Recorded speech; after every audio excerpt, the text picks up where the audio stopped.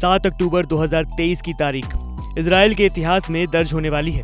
ऐसा हम इसलिए कह रहे हैं क्योंकि हमास के लड़ाकों ने यहूदियों के देश इजराइल पर हमला कर दिया है। इजराइल भी इसका मुंहतोड़ जवाब दे रहा है। वहीं इजराइल के पीएम नेतन्याहू ने भी अब कह दिया है कि दुश्मनों को भारी कीमत चुकानी होगी। ऐसे में पूरी दुनिया को ये चिंता है कि कहीं ये लड़ाई भी यूक्रेन रूस की तरह लंबी न खिंच जाए।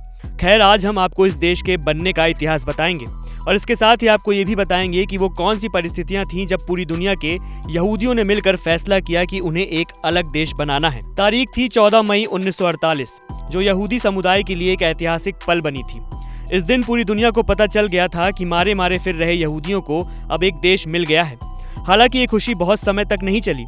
दूसरे ही दिन 5 पड़ोसी देशों की सेनाओं ने मिलकर इस नए बने देश पर हमला कर दिया। हालांकि इजराइल ने इसका भी कड़ा जवाब दिया और सबको पछाड़ दिया। आपको बता दें कि पूरी दुनिया के यहूदी 27 जनवरी को होलोकॉस्ट स्मरण दिवस मनाते हैं। इसे यहूदी नरसंहार के पीड़ितों की याद के तौर पर भी मनाया जाता है। दरअसल द्वितीय विश्व युद्ध के दौरान हिटलर की नाजी सेना ने यहूदियों को ढूंढ कर मारा था।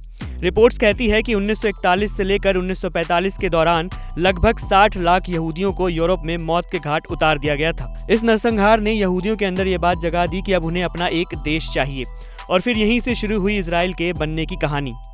आज का इजराइल कभी तुर्की के ऑटोमन साम्राज्य का हिस्सा हुआ करता था, लेकिन प्रथम विश्व युद्ध के दौरान जब तुर्की की हार हुई तो इस पूरे इलाके पर ब्रिटेन का कब्जा हो गया। लेकिन दूसरे विश्व युद्ध के दौरान दुनिया 2 शक्तियों में बंट गई, अमेरिका और रूस। ब्रिटेन इस युद्ध के बीच में फंस के रह गया था।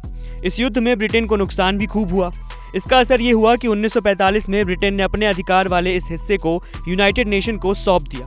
यूनाइटेड नेशन ने 1947 में इसे 2 हिस्सों में बांट दिया। एक को अरब राज्य कहा गया और एक को इजराइल। इजराइल वाले हिस्से में यहूदी भी थे। हालांकि इसके अगले ही साल यानी 14 मई 1948 को इजराइल ने अपनी आज़ादी का ऐलान भी कर दिया था।